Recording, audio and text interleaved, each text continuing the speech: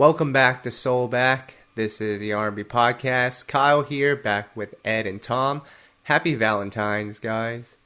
Well, it's a little late for Valentine's Day, but this is around the time that the real ones know about Valentine's Day because this is when all the candy is marked half off. So This is my Valentine's Day player. Me and Ed are going to the store to rack up on Conversation Hearts, my favorite. Player, I had some sweet tart Conversation Hearts the other day. I did not know such a thing exists, but they are they fire. They fire. Oh, fair enough.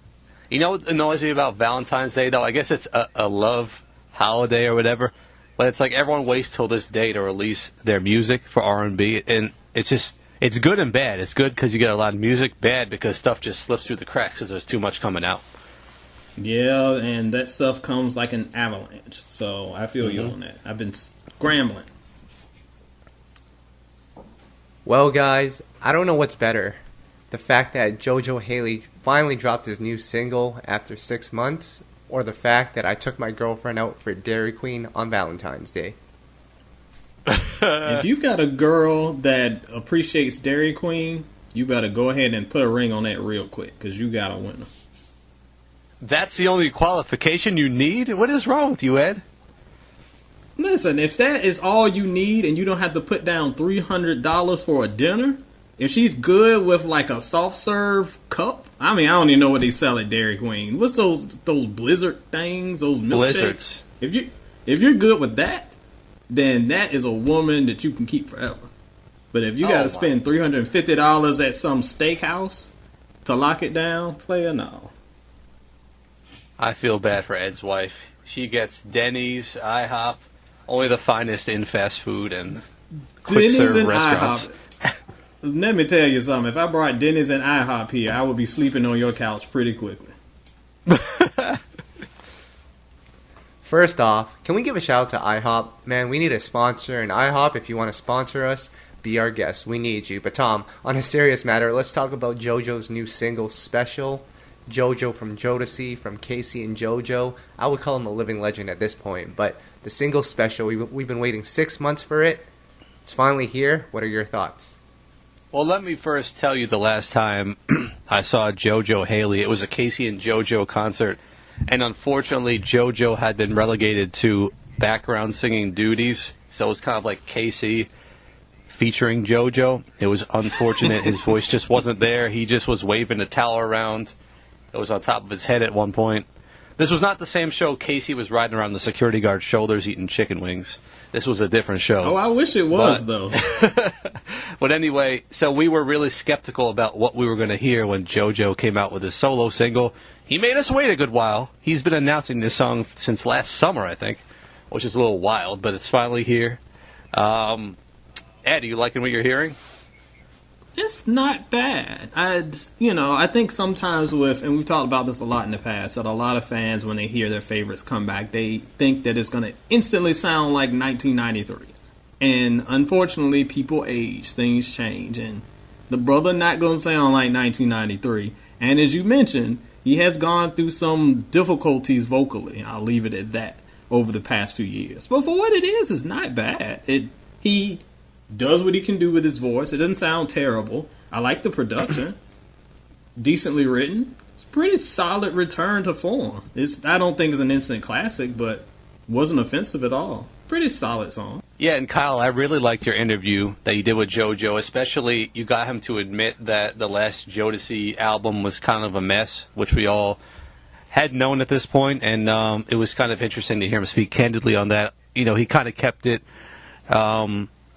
professional, but still his thoughts were felt. I mean, how did you feel interviewing JoJo and everything he shared?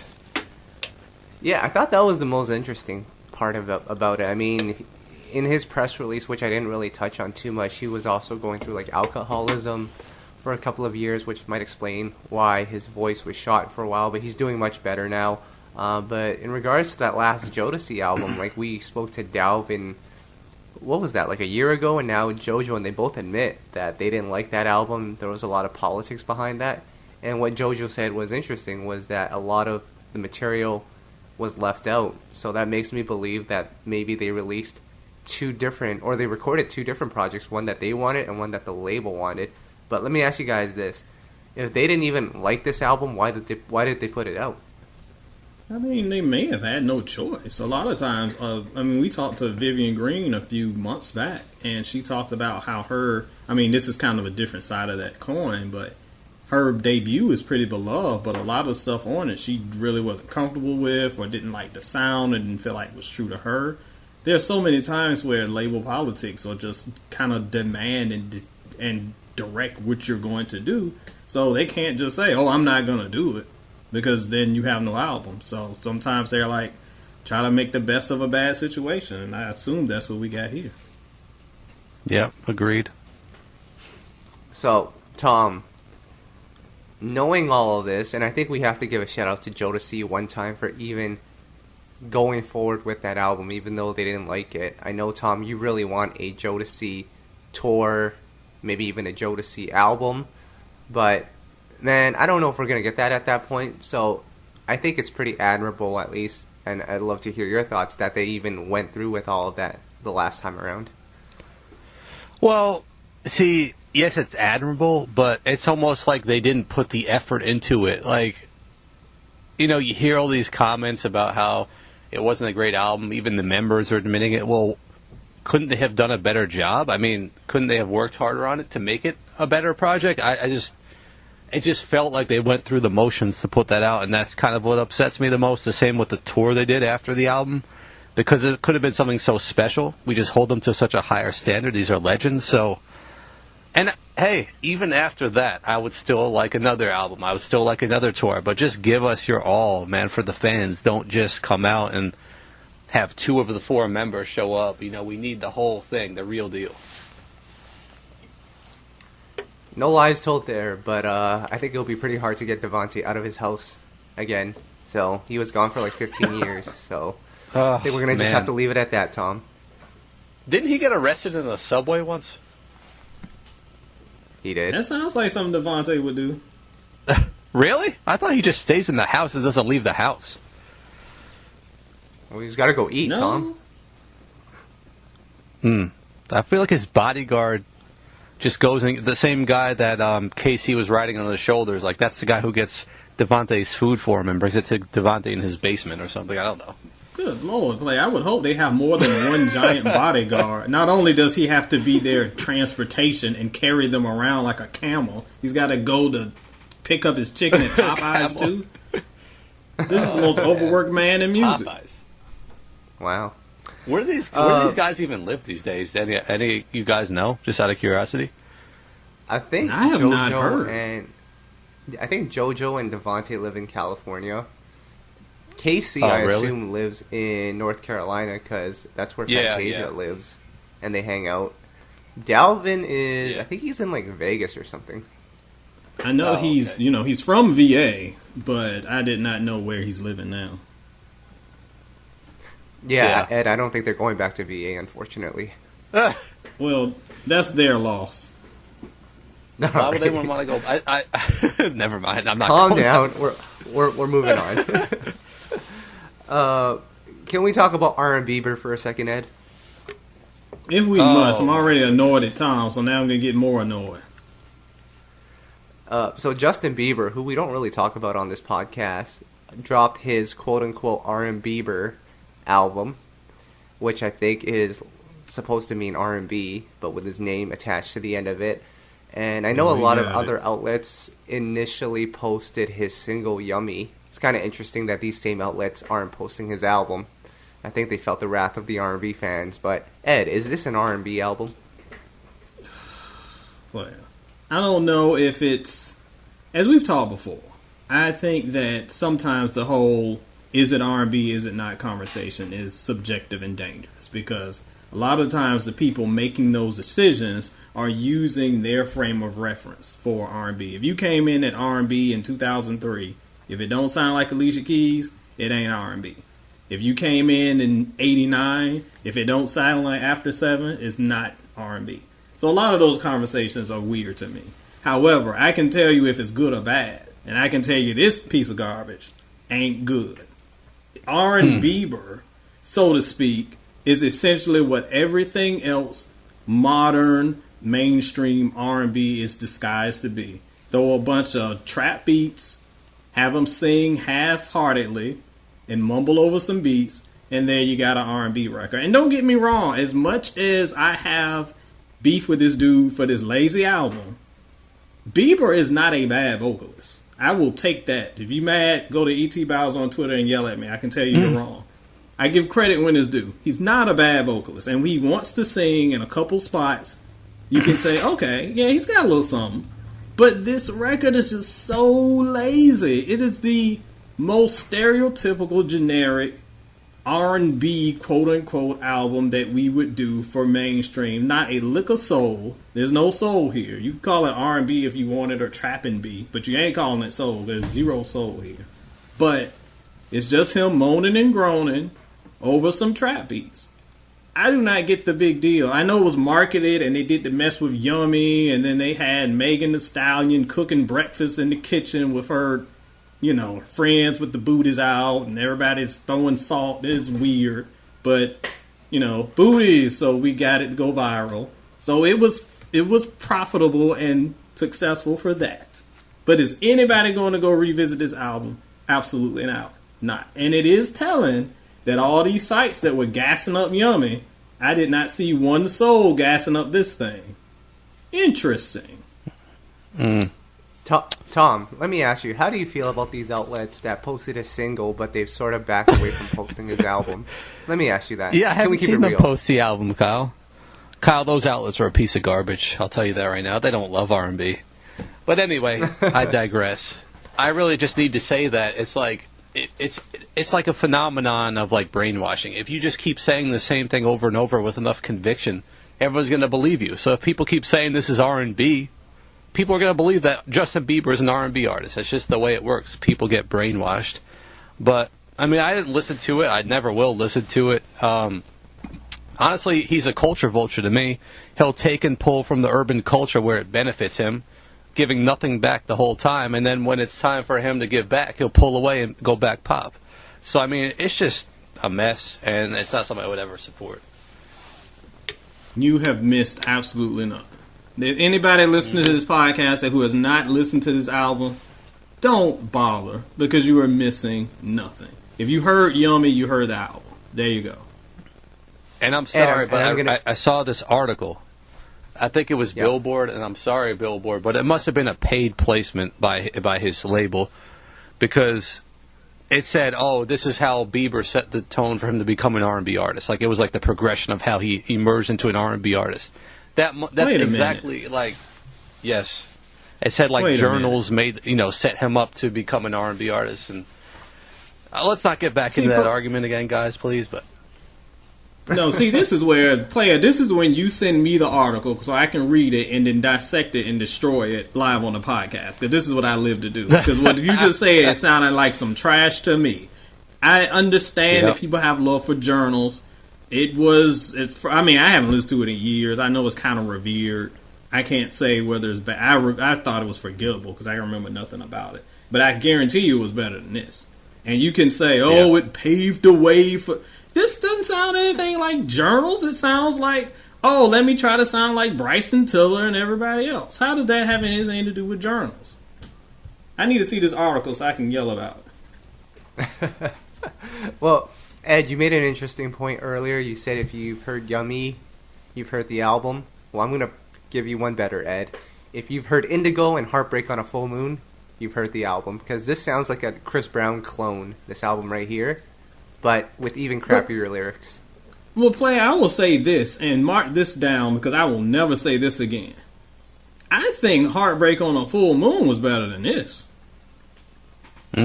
Wow. Because Indigo? At least that, even Indigo? though it was... Hold up. Indigo? What about Indigo? No, don't press your luck, Playa. I say Heartbreak on a Full Moon. I didn't say Indigo. Oh. Because Heartbreak on a Full Moon had good songs, and I said in my review that shaved about 7 years off my life, that if you pluck like maybe 14 of the best songs off of that 74-song album, you would have a decent album. This Bieber thing had like maybe 1.5 songs that maybe I would like to hear again. Maybe if I was sitting in the dentist's office in the waiting room and they just happened to play it on the speaker. But no, absolutely nothing there that I would want to revisit. And again, it's telling that absolutely nobody is talking about this thing. This is true. So, on to more real R&B here. PJ Morton dropped his new album, the Piano album. That sounds like something you'd listen to. Piano music. Piano music. Come on, pal. Is there a bass line in it? No, but I'm just kidding. We love PJ Morton and everything he does. This is actually a special project because it's like his Gumbo Unplugged album where he just went in the recording studio, invited a whole bunch of musicians and people he's cool with, and recorded an album in one night. It's actually a bunch of songs from his previous albums and stuff, and then I think a couple new ones mixed in, or maybe. But it's cool, man. It's actually what we've been looking for in R&B. It has emotions. It'll make you feel something. People just singing their hearts out. Ed, you heard it, right? I did, and the thing that I love about it, first of all, as many people who follow my reviews may know, I'm pretty much a sucker for acoustics. If I can hear just somebody singing against a guitar, or if I can hear some good vocals and just a piano, to me that's the purity of R&B, and that's what this album really is. It's the opposite of R&Bieber, because this is an artist who's just letting his vocals do his thing. He's letting the piano drive it, and all it's about is not about bangers and beats. It's about artistry, well-written songs, and just using his voice as instrument to kind of carry that tone. That's why I thought this was a really solid project. Again, it's not a new LP by any means. If anything, it's kind of like one of those old school MTV Unplugged type albums. So I thought it was really cool, fun project, and if you're a fan, you definitely should check it out. How do you guys kind of look at PJ Morton's career right now? Is he one of the faces of R&B? I think he's quietly becoming that. He is one of those interesting faces in that he didn't have some blockbuster single like LMA that had everybody going nuts. Or he's not a thank God, a Summer Walker that's out here that's getting notoriety just because of social media antics. He's just quietly doing his craft very, very well. And slowly but surely, he's gaining more notoriety and respect. And I think his Grammy win just kind of helped solidify that. So due to the place of R&B in the mainstream right now, it's kind of hard for him to be like the face publicly and like breaking through mainstream. But if you know, you know. And you know that he is one of the strongest voices we got right now. Yeah, I mean, even as much success as he's having, I almost have to say I feel like he's flying under the radar a bit. I mean, in terms of the mainstream. So he's won Grammys the past couple years. He's made amazing albums, but he's not even close to a household name, even though he's part of Maroon 5 and that whole thing. But, I mean, it's like you said. I think he's quietly doing his thing, Ed. It's not like he's super vocal. He's not going to be, like, doing theatrics, just, speaking up just to say something. Like, I mean, I'm not trying to diss anyone, but as a Tyrese, he loves to speak. Mm-hmm. PJ Morton just quietly goes about his business and makes good music. So I feel like that almost hurts him a bit, unfortunately. So that's the way I view it. And definitely keeps making good music, though, and working hard.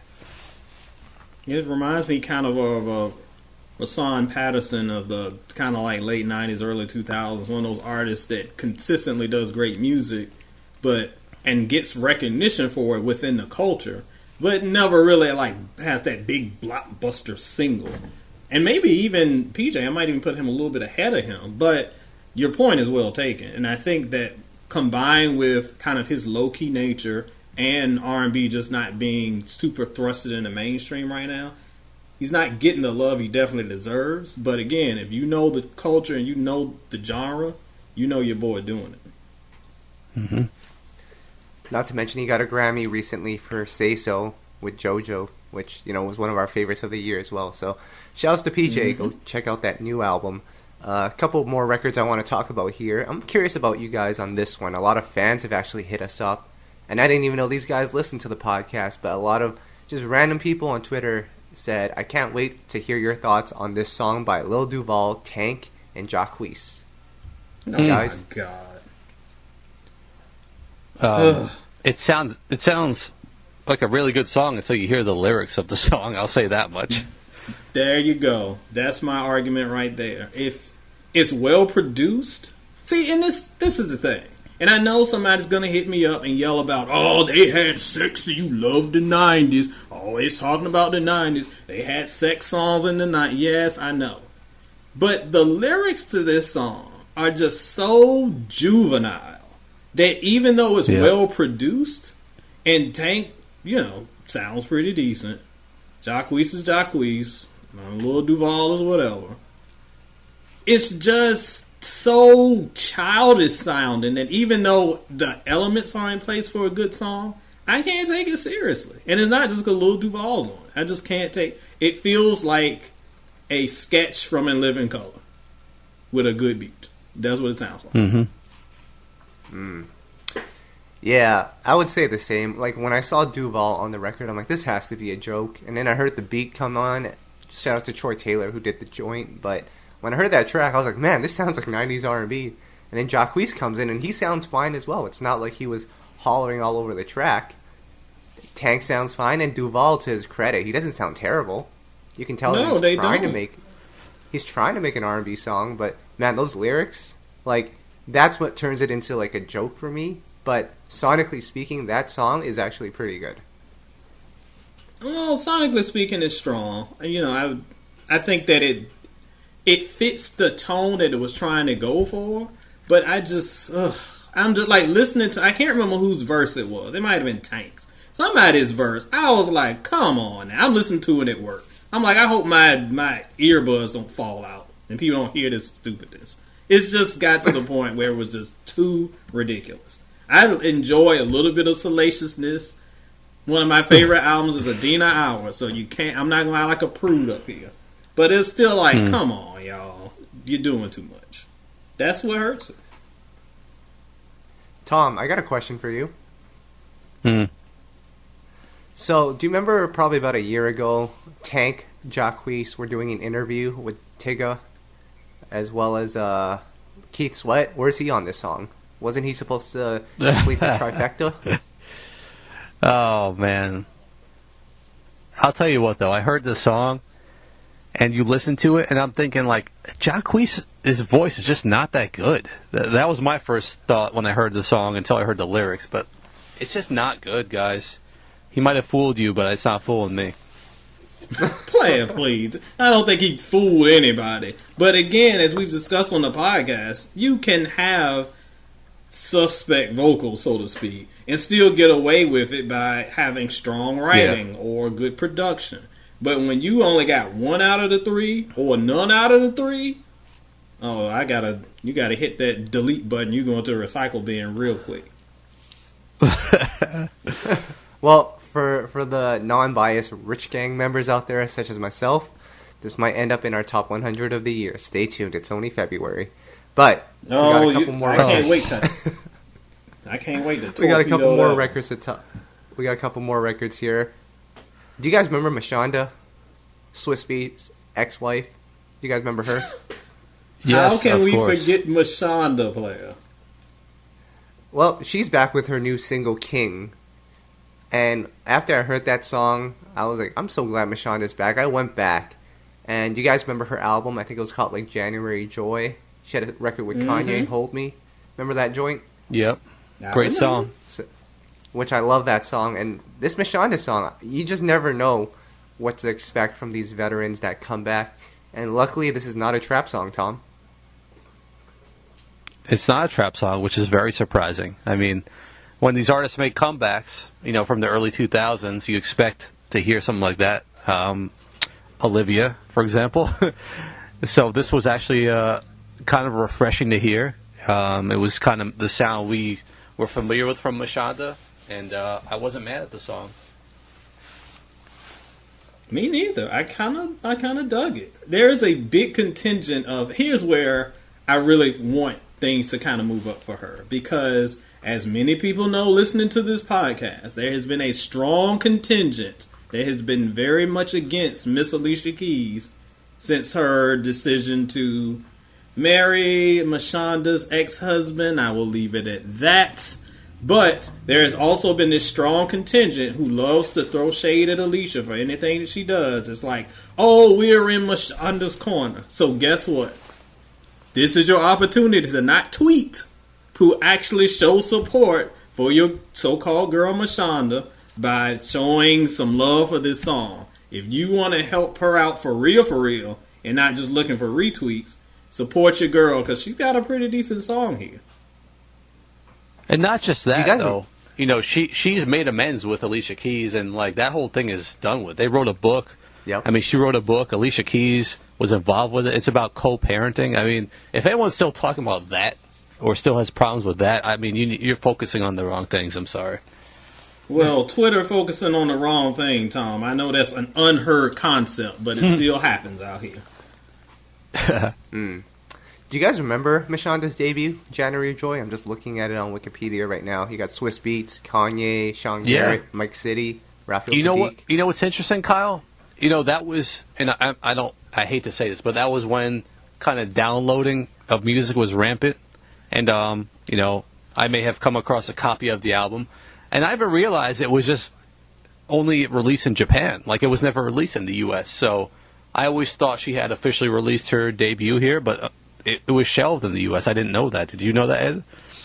I don't remember knowing it, because that's one of those albums, as you said, this was around, I don't know, 06, 07. It was like my last few years in Louisville, where I was kind of like discovering, because this is where YouTube, you go to YouTube and they have like the whole album. And I would just pull up YouTube, and that's how I would kind of catch up on a lot of albums that I missed.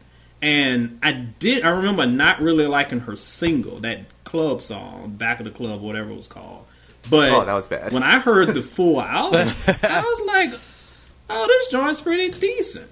So yeah, you might be right. It may have never been released and I missed it. But I thought that she had a lot of potential, and it was kind of disappointing that we kind of missed out on that. And then she kind of got wrapped up in unfortunate drama. That, as Tom has said, they're right. Everybody's cool. So Twitter, you can calm down. Everybody's cool. But Kyle, actually, this is funny because you were just talking about this on Twitter about how Japan used to get exclusives of, you know, great bonus tracks. But, you know, isn't it funny to think about, Kyle, like, we're just going to release this album in Japan? Because these days that would never happen. You just put it on streaming. It's available to everyone in every country, basically. Yep. So, like, what were they thinking just releasing this to Japan and nowhere else? Like, what did they even mean? Well, I mean, it takes a lot of money to distribute albums to different retail outlets. I'm curious if she had a big fan base in Japan. We'll probably have to get Mashonda on this podcast or interview her separate just to find out what happened with that project. But yeah, it's interesting, and I want to touch on that Japan thing later on. But I just remembered another great song, the one that she has with Cassidy, Get No Better. That was a big song. I remember that one, yes.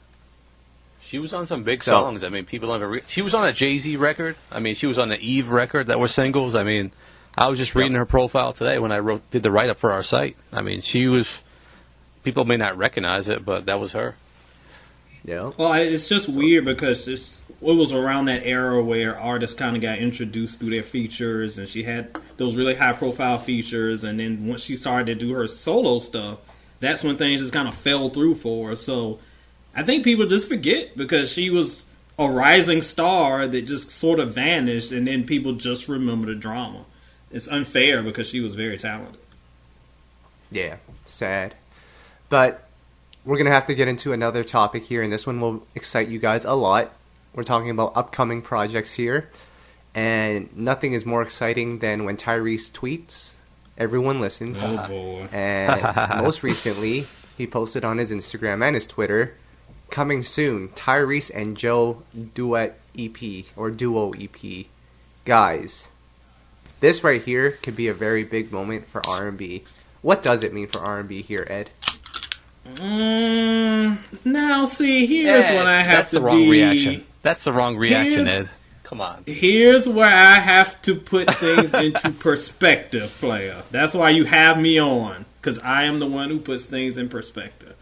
On the surface, this could be great. Two of the best voices in the past 20 years together on one project.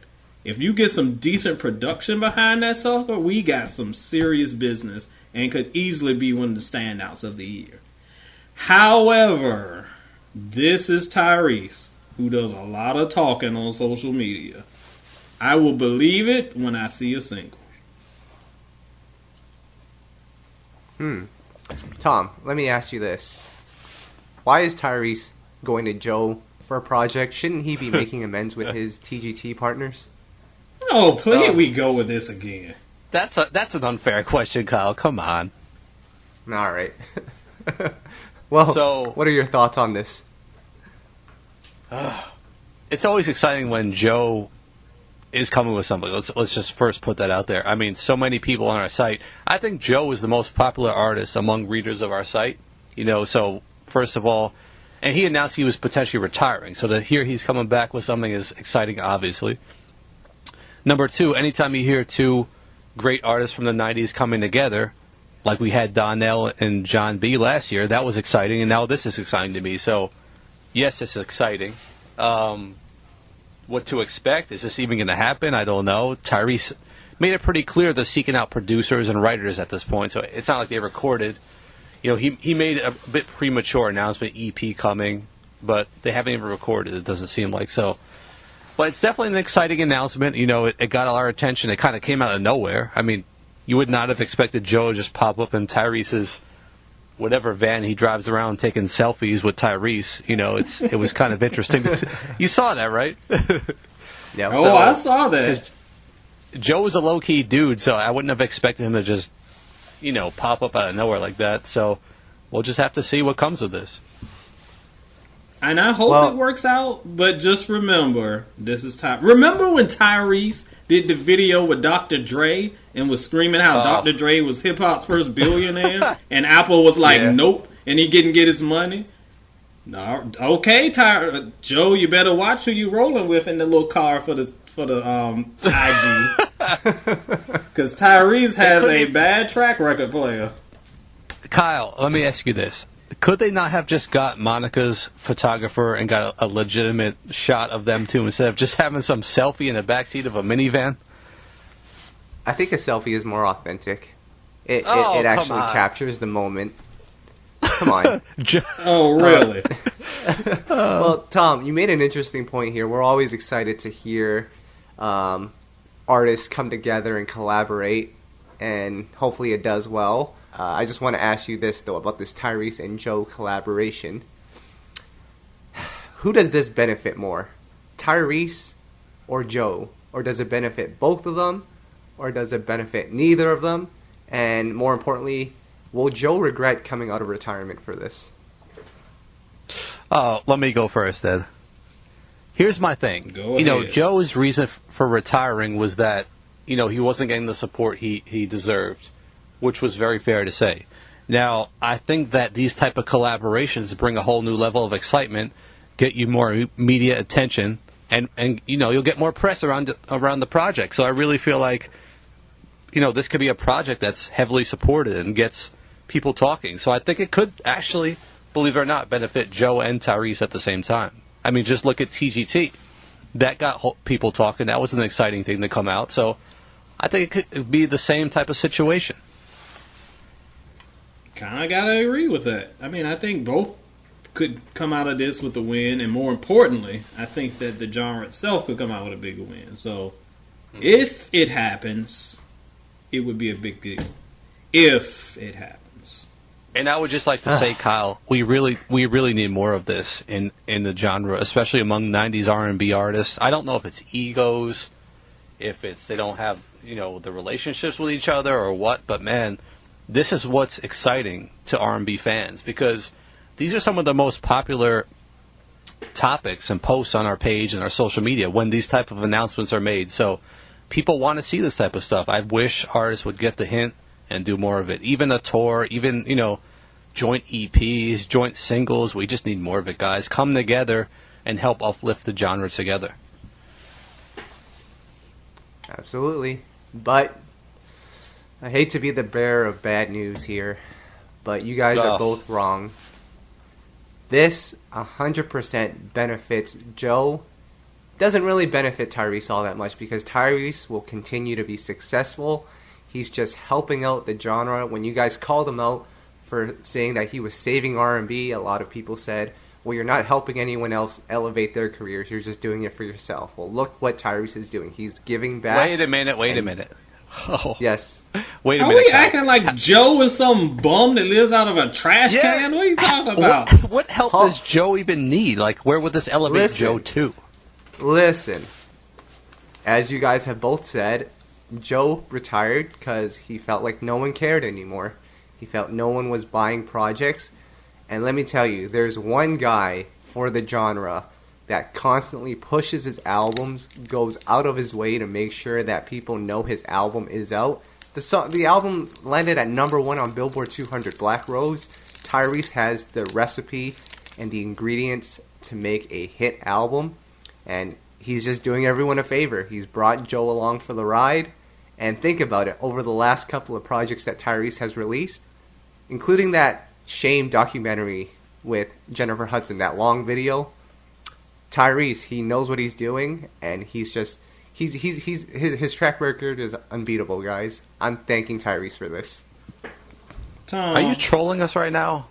Tom, when did this guy get on Tyrese's payroll? Now, we already talked about Tom being on the Van Jess payroll, but I think we definitely have proof that Kyle is on the Tyrese payroll. I may have to share the Twitter DMs between Kyle and Tyrese to out this guy I've right seen now. him. Yes, I've seen him. In all seriousness, this is Joe. This is not Kenny Lattimore or someone like that. I mean, he doesn't need the help. He's selling out shows around the world. You know, he doesn't need the help. I mean, a charity project for Tyrese would be like if he linked up with Ruben Studdard or someone like that, not Joe. And no offense to Kenny Lattimore and Ruben Studdard, I'm just saying. Well, I'm just saying this, guys. That Voltron, Transformers, Fast and Furious money, it's a little different out here. Oh, God. Is Joe going to be in the next Fast and Furious movie? I mean, come on. No. Probably not. I got a couple more albums that I want to quickly discuss here. Give me your thoughts here about what we can expect. First off, Sammy has been on Instagram, and he's announced his new album. He's also on the new Millennium Tour that's set to start, I think, at the end of the month, maybe at the start of next month. But he keeps calling this album 90s R&B and the return of 90s R&B. Do you guys buy it? I never buy anything until I actually have it in front of me, player. Because there's a whole lot of talking that goes on. Because I heard R&Bieber was going to save R&B. I heard that Confessions 2 was dropping any moment. I heard that Dru Hill's album was coming out by the beginning of the year at the latest. I've heard many things. I have seen little results. So until I hear Sammy's so-called 90s joint, I will use caution.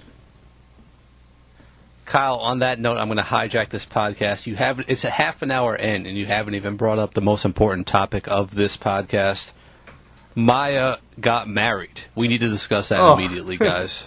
She did. I thought he was saving that for the Playa Please Awards, because I know that was in the fields that over isn't that. A right now discussion. Maya got married. She's off the market. Everyone had a crush on Maya back in the 90s, so what is going on, Ed? Well, listen, that lady deserves to have some happiness in her life. She has been out here. She is putting out albums y'all ain't never heard of and getting Grammy nominations for them. So she is out here grinding. She knows how to get... She turns in her Grammy nomination form early. That's why she keeps getting these nominations. And she was like, I am going to put a ring on this, and good for my girl. She has deserved it. I hope she gets all the flowers and all the happiness in the world. So good for Maya. Too bad for Kyle. Hold up. Tom, isn't it reported that she married herself? It is being reported that to promote her single. Yes, actually, it was all publicity stunt. I heard. Yeah, you didn't hear that? She married her. No, I didn't hear this part. She did it to marry herself. You got to watch the video to understand. You got to. Oh my God! I feel like we should take a 5-minute break and all watch the video right now and then report back our findings. But no, she married herself. It's a publicity stunt. Oh my God! See, now you can have her. No, it's smart. I take back. That was a smart I take move. back everything. That was a stupid move. What? Oh, man. Dude, Maya made a smart move. She got people talking. She got people talking about a lie. I did not see anyone saying that she married herself. I heard that she got married and everybody was offering congratulations. Listen. No. She got on TMZ by making this announcement, so was she going to get on TMZ otherwise? Absolutely not. Yeah, so she got on TMZ lying. Only thing she has to do now is make an EP with Tyrese, and Kyle will be over the moon. He'd be super happy. And in the meantime, people were checking out her music, streaming her music. She got like $100,000 in her pocket right now, just from this fake news. Well, I guess that's the lesson of the day, kids. You want to be successful, lie to the media. Well, I mean, works for the president, so go ahead. Listen, guys. Kyle, I'm going to give you a trivia contest right now. You ready for this? I'm ready. Based on this fake news and her publicity stunt, how many millions of views do you think her video that she just put out got? Millions? Yeah. I was going to say like 300,000. 61 million. Wow. Just kidding, 61,000. Okay, then. 61 million? Oh, my God. Now this guy's working for Maya. Wow. I mean, you gotta admire. Wow. Listen, would you rather her do something like Brian McKnight did all those years ago when he made that freaking raunchy song to get publicity? I mean, come on. I did not play it. Can we have we can have middle ground here. You don't have to have a fake wedding or a song about I can't even have to edit myself because this is a family friendly podcast. Except when Case comes on, then we just wild out. But the point is, we can have middle ground. We don't have to be making up lies and talking about lady parts to make record sell in 2020. Oh my gosh. What is happening? True. Maya out here lying about her nuptials on Valentine's Day. Oh no. Guys, I'll tell you who we need to be more like. Janet Jackson. She just minds her business, puts out a tour, announces an album, and just goes about her way. Why can't we be more like Janet? Why can't we just do that? I got an album coming out, y'all. I got a tour. Everybody says yay. Like, why must we complicate these things? Because, Ed, you just told us no one even knew what the name of Maya's album was. She's trying to get people looking at her pages here by making up fake news. You got to do it in this day and age. I get what the end goal is. I am not justifying the strategy because it's whack. Listen, I hope this album is good because I'm a fake wedding than. I'm sorry, Kyle. I'd rather her do a fake wedding than be like Ashanti who just posts not safe for work pictures on Instagram every single day. I mean, that's come on. Tom, I'll take that. Yeah, I agree with that. The moment Ashanti gets married and those not safe for work pictures are gone, I might just have to delete Instagram for good. I hope your girlfriend doesn't listen to this podcast. Calm down. Shame on you, Kyle. Calm down. It's Valentine's Day, guys. Let me be. Well, I'm sure she doesn't. If not, this dude would be sleeping on your couch too. Look, you don't have a crowded couch between me and IHOP and Kyle and Ashanti. Wow. That sounds like a good time, guys. We'll all crash on the couch and eat IHOP. What's better than that? Listening to Ashanti Chapter 2. Woo! Okay, I would rather eat the IHOP than that. All right. Oh. Well, guys, let's talk about this Janet Jackson album that's set to come out, as well as the tour. First of all, are we ready for a new Janet album, guys? I'm not mad at a new Janet album. I remember I guess it was a couple years ago now, when I went through and ranked her entire discography, which you can see over at soulandstereo.com. Check out that. But I was kind of taken aback that pretty much there is very few weak Janet albums. I can't think of a bad album she has. So she always delivers at least a solid project. So if she got some new heat coming, and it's coming with the tour, I'm all for it. I saw her on the State of the World tour, whatever it was, a couple years ago. It was pretty good, so I'm all for it. Well, Kyle, I'm going to answer your question with a quiz. actually, for both of you guys. Mm-hmm. Are we ready for a new Janet Jackson album, is the question. And I'm going to ask you guys in return, name the year that the past 2 Janet Jackson albums came out, and the title. I can do title. I had to struggle with the year, though. Can both of you work together? I mean, it's a team effort. Well, Unbreakable was the last one, right, Ed? Say what? Unbreakable? Yes, Unbreakable was the last joint, the one with like the big hair on the album cover. That had to be... What year? Hold on, I have to break it down, because I have to break it down from the... Oh, he's Googling it right now. Oh my God, Googling it. My brain is Google. I don't cheat like Maya. I don't make up stuff for views. I have to remember where I was working, because I wasn't where I was now. So 2016. Well, you definitely weren't in Virginia Beach, so you can't use that line. Well, no, I wasn't in Virginia Beach. 2016. I don't know the answer. Do you know the answer? Oh, you were saying it like you were looking at it. Wow. No, but that's the point. You said, are we ready for a new Janet Jackson album? We don't even remember her last couple albums. Of course you remember.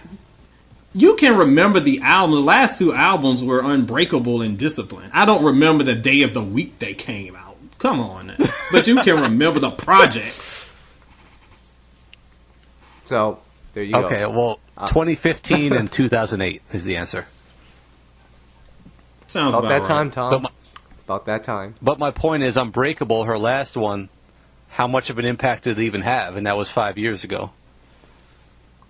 I thought it was solid, and I think that it got some decent. If I remember right, Kyle was better at the numbers than I am, but I remember it doing pretty well. It spawned a pretty successful tour. I don't think it was a flop by any means. Well, Discipline I'm curious was to hear more Kyle's response on this one. Kyle? Yeah, I did fine. She had no, like I mean, 2 I'm just tours curious. off that Do you album. think that... No, I mean, I'm curious to hear your take, because we talk about these type of legacy, quote-unquote, artists all the time. Is there still demand for their music? I think if you're a diehard Janet Jackson fan, there probably is. It's similar to Mariah, right? Like, a 20-year-old is not listening to Janet Jackson unless your name is Montrez Jones. But for other 20-year-olds out there, probably not. The only thing I would say is there's probably a bunch of 20-year-olds that are going to that concert, but it's probably because they're going with their mom. So, I mean, the fact that she can still sell on a tour is cool. Yeah, I don't think we should underestimate freaking Janet Jackson. She's a pretty big deal. We aren't talking about, I almost said... No. I almost said Maya. I'm not getting on her again. But my point is, like, she is a still viable artist. Like, she's still doing the thing. No, I wasn't trying to misinterpret what I meant, but I was just saying that, when it comes to these type of artists, sometimes people just want to hear the hits. They're not always checking for the newer music and don't always support it, especially on the tours. They just want to hear the nostalgic hits and stuff like that. So I was just wondering if you guys thought there was still a demand for the newer music from them. Well, I think so. I don't. Of course, it's not going. It's not 92 and Janet singing again or anything like that. But if you go on tour, you're gonna want to hear the hits. But Janet does a good job again at the last tour, sprinkling in a couple of the new songs. I didn't think she was gonna do any of the new songs, and she did a couple, and they got a decent reaction. So she knows. Janet's been this long enough to know what she's doing. People are coming for the hits, but she's gonna put in a little bit just to kind of shake things up. And she had a few album cuts, too, that were pretty cool. Well, I'll say I don't expect Janet to, change the world with her new album. I think she's just going to make some solid songs, go on tour, and the only request I make for this tour is she's got to stop doing those performances where she, performs one song for, a minute and changes on to the next one. Just perform a whole song. You can reduce your set list from 40 songs to 10, and we'll be happy with that. I know she has a lot of hits, but transitioning from one song to the other after a minute gets quite annoying. Oh. Did she do that this last time? There are definitely some artists that do that, but I just don't remember her doing that this last time. Yeah, I think Janet's notorious for that, but that's a conversation for another day. We'll have to go to the tour. We'll have to send Montrez Jones. Let me add one quick thing, Kyle. People often forget artists, think of the term artist. They love creating music. So if someone like a Janet Jackson loves creating, and that's her art form, that's an outlet for her, she likes being in the studio, likes creating, there's nothing wrong with putting out an album. Like, I think I have problems when people just go in there because they feel like they have to, and, you know, oh, it's time to put out an album, I have to get back to work. Like, that's not what I'm interested in hearing. So if she truly loves making music, more power to her. Keep it coming. You know, that's what I'm here for. Absolutely. So, some more news for you guys here. Just quickly here. LMA is currently in the studio with Organized Noise. One member of that production team is Ed's boy, Sleepy Brown. Tom, are you excited about Sleepy Brown When did and LMA? Sleepy Brown become my boy? I don't understand. Shout out to Sleepy Brown. Ed, we will get him on this show eventually, just for you. Stay tuned. We're in touch. We're in. We're negotiating with his team to try to figure that out. So stay tuned. Wait, Ed, you don't think Margarita is a classic song? I think the two of you have been drinking margarita. I don't understand what is going down. I love Organized Noise, one of the most underrated producers in really the history of music. But I don't understand this Sleepy Brown fascination you two have. I mean, of all teams to collaborate with, how did LMA end up there? Telling you, Tom. I tell you, LMA's life. Jonte Austin is also in the mix for that song. I'm telling you, LMA knows R&B. We got to start forgiving her for not knowing those Aretha Franklin songs and celebrate LMA as the next superstar. Shout out to Zeppelin. Oh, God. Zeppelin. Shout out to Zeppelin. We need it on this podcast, on every single episode, we should have Jonte Austin and Magoo dial in at some point and chime in. Both of those dudes, they're chiming in on every single conversation we're having on social media. They know their stuff. Oh, no question. This is true. Kyle, make that happen. I'll make that happen. But a couple more. Especially Magoo. Oh, yeah. Magoo, he just named a random Tyrese song from 2001 as his favorite Tyrese song. That was amazing. Yeah, it was. But it just shows who are true fans of music. And Kyle. I mean, I think I mentioned before that when K. Michelle was going on one of her rants, somebody on Twitter was like, hey, you need to check out Snow Allegra. And she was kind of like, who is that? I guess I'll check it out. So artists don't really check for other artists, but Tyrese is not Tyrese. My man Magoo is a student of the game. So there you have it. Some more news for you guys here. 3 pieces of group news here. Raz B recently did an interview, and he said that on the Millennium Tour, it was supposed to be split 4 ways, but he decided to sacrifice some of his split and give it to the other members, just so that the tour would actually happen. Can we give a shout out to our boy Raz B for that? Well, that was pretty unselfish of him. I'm not sure who many else would do that. So we're supposed to believe the other members felt like they weren't getting paid enough and they weren't willing to do the tour unless they got more money, and he was willing to give up some of his money just to make it happen? That's disappointing, guys. I mean, come on. It's called negotiation skills, Tom. You gotta grab that bag. Oh my God. I mean, well, hold on, Kyle. How much was Raz B even contributing to the music? I mean, was his part of the tour lesser than the others? No, he was actually, from what I've read, he was the best member of the group in terms of performance on that tour. He was the most prepared.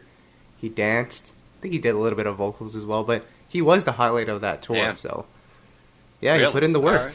Yeah. So, shout outs to Raz. Unfortunately, he will not be a part of the next Millennium Tour. That's set to kick off in March, I believe. Some more tour news, or not tour news, group news for you guys. Nokio, on this ongoing Dru Hill drama or mystery, he made a statement recently. Tom, what did he say? He was asked to take some time off to, he didn't say why, but just to take some time away from the group and from touring, and he will not be making appearances with the group in the near future, I guess. So we were wondering why it was just Black and Smokey and Cisco performing as Dru Hill. And I'm glad he cleared it up, though, instead of just leaving it to speculation, but it's still a bit concerning, Ed.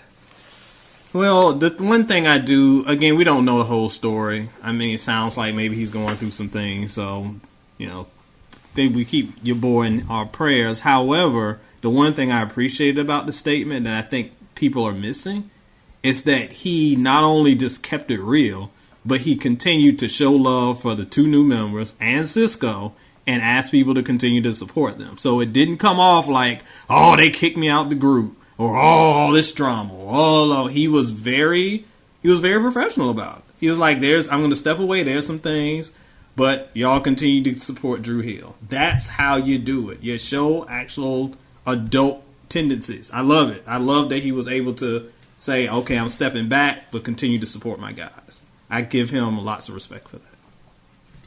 But, Tom, I do have a question for you. If Nokio is no longer a part of the group, or at least temporarily, and this new song, What You Need, with Cisco, Black, and Playa, and Smoke, shouldn't this be considered Playa featuring Cisco at this point?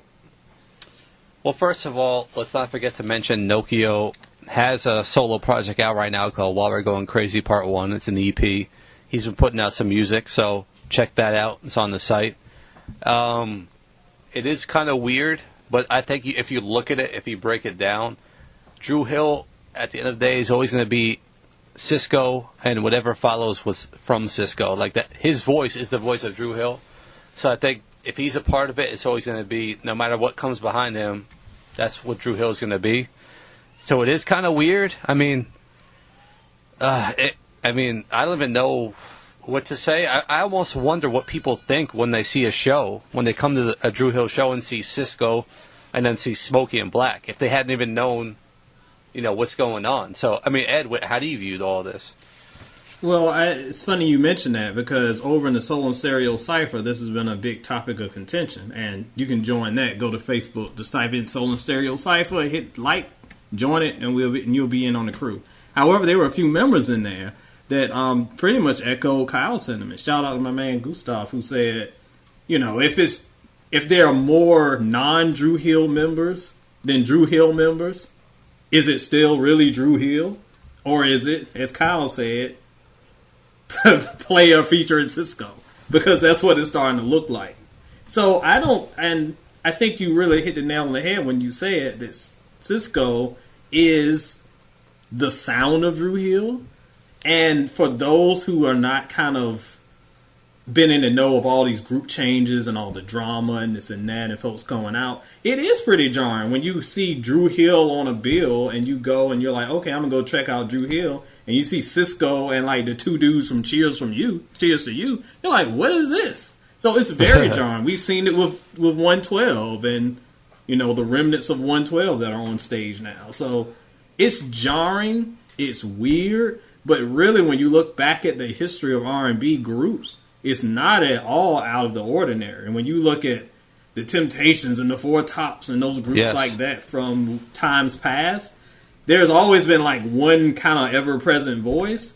But the group, Earth, Wind & Fire, has had many revolving door members that have always come in and out that have been able to kind of keep the sound alive. So it's weird because we get so attached to the personalities, especially more so today than we did kind of like in the 60s and 70s, because they're so distinct, especially Dru Hill, because they had 4 very, very distinct members. So it is kind of weird, but to me, I'm not that bothered by it as long as the main sound is the same. In Dru Hill's case, it's Cisco. The music is still quality. We're still getting quality music. And they can perform the hits and sound at least close to what we remember. And they can. So, I don't get hung up on it. Ed, I'm glad you mentioned the Temptations. One of our readers brought them up, too. Because if you look at their Wikipedia page, actually, they have 20 past members in the group, which is crazy. And the only original member left in the Temptations is Otis Williams and 4 others who were not originally part of the group. So they continue to tour under the Temptations, but it's not the same group. So, I mean, there's been a precedent set for this type of thing before. I mean, it's a bit different now in this day and age where everyone's so visible and we see the drama play out in front of our eyes, but this stuff happens, guys. It's not unheard of. It's weird, but it's not unheard of. And again, as long as the sound is the same, I'm all right with it. Now, if you're coming out there and you sounding like something else, then okay, that's not Dru Hill. But I'm still with it. I still support it. I know I might be biased because I'm a player guy, but I'm still with it. Yeah, because I was going to say, while you guys were talking about this, I just went on 112's Instagram page. They recently posted a picture with Mike Slim and the two dancers. And obviously the comments were going off, and everyone was like, who are these two? This is 56, this is not 112. Where are Q and Duran? And then Slim actually started responding to people. He started going off on people. And he essentially said, if you want to ask where the two quitters are, why don't you go hit their pages up instead? Oh, come on. Come on, player. But he did make an interesting point. He owns a trademark to 112. Slim does. Which is an interesting concept to think about. I mean, but still. I know Duran's doing his thing. I know Q's doing his thing. But the fans want to see the four members together. We know that. Of course. And again, like, this is not new. With every major group from times past, there's somebody that has the trademark, and then there's like two different sets of groups because the trademark group has it, and the other group members make their own group. And then there's all this beef. It's ridiculous, but it's played out many, many times in the past. Difference is just now that everything is visible and you got actual group members yelling at you on Instagram saying, where are the quitters? Go ask them yourselves. Come on, y'all chill out. It's odd. Kyle. It's not fair, but that's how it goes. Yep. Kyle, can I ask you a serious question? Yep. So, if I was to fire you and Ed from the podcast and say I own the SoulBack trademark, and then hire Montrez Jones and Barry Bars to be part of the podcast, would people still listen to this podcast? Ha! Well, yes, until Jeremiah gets brought up, which will probably be 20 minutes into it, so... Yeah, that's bad. So there's that. Can we get into Good the luck SoulBack with track your of it? fake SoulBack podcast. Me and Kyle will make Back Soul podcast, and it'll be popping. SoulBack 2. Just like Blackstreet 2. Yeah, SoulBack 2. Yeah, SoulBack 2. SB2. But can we get into the SoulBack track of the day really quickly, guys? I guess. This man just recently released a 2020 version of this song, Mario Let Me Love You. Now, this song to me, written by Scott Storch and Neil, this song is probably like the song for my generation. Probably this and Yeah, and We Belong Together by Mariah. Those are like the three big songs. And Ed, I know how you feel about overplayed songs on the radio, but I'm curious, what do you guys think about that song? Now, I will say, I don't like overplayed songs, but I never tired of this one. This one, it never got old to me. I just adore this song. Listening to it, and I know the reviews have been mixed on social media about this, and listening to it, I can't remember who it was. Maybe it was Dollar. Somebody was saying, like, oh, this sounds like karaoke. It doesn't sound like you remember it because it was 20 freaking years ago. And of course, his voice is different. So, of course, it sounds different. It doesn't sound like the sound that we heard back when he was a kid. But it's well sung. I think I'll stick with the original because that's what I'm used to. But it's not at all a bad re-record at all. My turn? Tom? If we're keeping it real, I really got tired of the song from overhearing it, and I really like Just a Friend 2002 way more. Is that fair? Oh, no. No, that's not fair. Nobody on earth would say that. Who likes Just a Friend better than Let Me Love You? This man right Let here. Me Love You was played out, guys. It's played out. No, never. Oh, I can't wait till SoulBack 2 debuts next week. Ed, we'll take over Tom's apartment and kick him out. Well, we're already sleeping on the couch, so it's fine. Yep. Yeah, you're going to have Dairy Queen, you're going to have IHOP. It's going to be a good time for you guys. Yep. Oh my God. Not for the toilet, it won't be. Oh, man. But that song is a bona fide classic, if I may say so myself. Can we get into the Playa Please really quickly? I know we're running out of time. Yes, we can. And I want Tom to explain this. the Essence Festival recently announced their artists that will be set to perform, in July. Tamia is on the Super Lounge. Summer Walker is on the main stage. How did that work out? I mean, I think... But they've been treating our 90s favorites like this for years now. It's nothing new. I mean, remember Genuine? He got put on the Super Lounge or whatever they call that, and he's now starting a campaign to be... Oh, I guess that didn't work out for him, did it, Kyle? Main stage 2020. The hashtag really? didn't work out.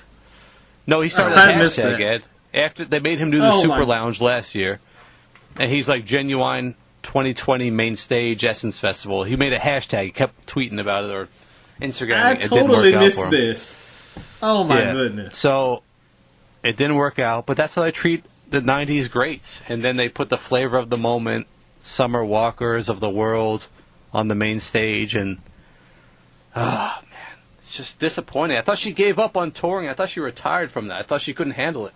How's she gonna deal with 90,000 people?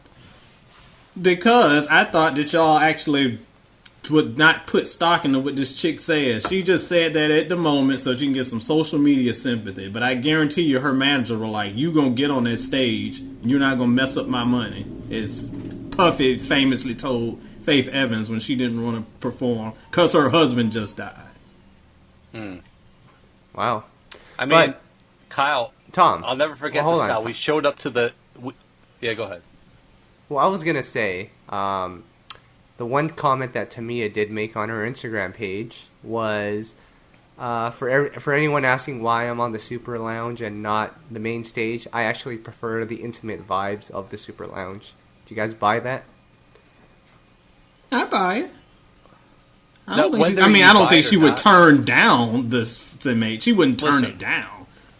Tamia's classy, but I'll say this. Actually, I was thinking about this the other day. I prefer intimate shows to a whole arena show. Like, it's a much more, personal feel to a show. Like, I don't know, if you guys have been to those smaller venues and seen that, but that's like a way better show, in my opinion. Yeah, those are the best shows. Yeah, so I'm not mad at Tamia for saying that. No, and I don't think she's making excuses. I think she's right. But I also think if they gave her main stage money, she'd be right there singing Imagination, so... Either way. But let's not be mad. I mean, Kyle, don't forget we went to Essence Festival like 3 years in a row. And look how they did your girl, Brandy, and look how they did Solange. They put them on before people were even entered into the arena. Remember that? Yep. They were on the main stage. They were set to go in at 7 p.m., if I remember correctly. Yep. And the doors opened at 6:45, but the line was so long that everyone got in at 8. So by the time Brandy was done, everyone didn't even go in yet. Ed, no one was even in there yet. It was embarrassing. I felt so bad. That is. I have never gone to Essence. I really want to. My wife is like one of her bucket list items. But I'll be honest. The stories that you have told me, that Kyle has told me, that some other folks have told me, I don't know if I have patience for Essence because it seems like chaos. Yep. Ed, fair enough. Patience is getting to the stadium 2 hours before the actual show to get 2 seats at the front of the press room. And the moment that you try to go take a piss, someone's going to try to take that seat. It's crazy. Ugh. And on top of that, they say as a press member you'll get free dinner. They gave you a piece of sliced turkey on a roll. I don't know if there was cheese on there and a bag of chips, but you had to fight for it. You couldn't even just... It wasn't handed to you. Right, Kyle? No, it was... What was this, catered by the Fire Festival? What is this? No. Well, we're going to end this podcast shortly, but let me just say, there was one time I was trying to eat. I went into the cooler to get a can of Coke. They had nothing left but, Diet Coke. So I walked away. Man, catering by Ja Rule. This is what happens. But anywho, Ed, what's going on with SoInStereo.com? Oh my goodness. Well, first of all, I got to thank my boy Kyle for coming through. As we talked about a couple weeks ago, we've got this new feature called Head to Head with Ed, and it's what fans, as I go kind of back and forth with a super fan of an artist. So we had our boy Kyle on earlier this week to discuss the highs and lows of his girl Brandy. So go check that out. Those posts are always fun, always gets a lot of good reaction. So check that out. As always, we've got a new edition of the Love Letters just in time for Valentine's Day. And a few weeks ago, I had the opportunity to travel to Macon, Georgia to look back at the history of the renowned Otis Redding and his R&B roots there. Now, we talked earlier about your girl, Ella May, not knowing the history of R&B. So, if you want to know about the history of Otis Redding, how he was able to make his mark in not only R&B, but he actually had his fingerprints over Southern rock as well. Like, he is a true innovator. Go check out my piece on Otis because it's a good piece for R&B historians. And Tom, what's going on with YouKnowIGotSoul.com? I would actually like you to speak, Kyle, because you've been setting it on fire with these interviews. You've done a whole bunch lately. Tell us about those. Yeah, so I interviewed JoJo Hailey from Jodeci earlier in the week, as well as Mario, and I do have a couple of other ones lined up that I'm really excited about. One that's a super producer, and then actually two that are super producers. I'm working on those two, so we'll see. We'll see what happens from that, but I'm really excited. Yeah, I just want to give a quick shout out to Singer's Room. My boy Gary, the founder of the site, I just found out he sold it. So I'm not sure if they're going to continue or not, but that was one of the originators of R&B websites. You know, he showed me the ropes early on, and I guess it's the end of the road for him as far as the site. So absolute shout out to Singer's Room. We kind of followed their blueprint early on and kind of made our way. He gave me a lot of tips, so you know that's a big loss for the R&B community for sure.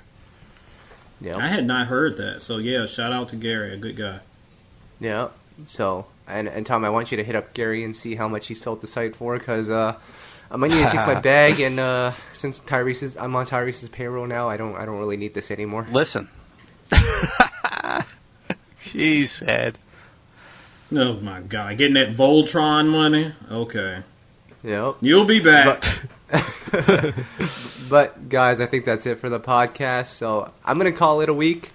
Hope you guys have a good time, and we'll be back next week. And we'll be back next week. And we'll be back next week. And we'll be back next week. And we'll be back next week. And we'll be back next week. And we'll be back next week. And we'll be back.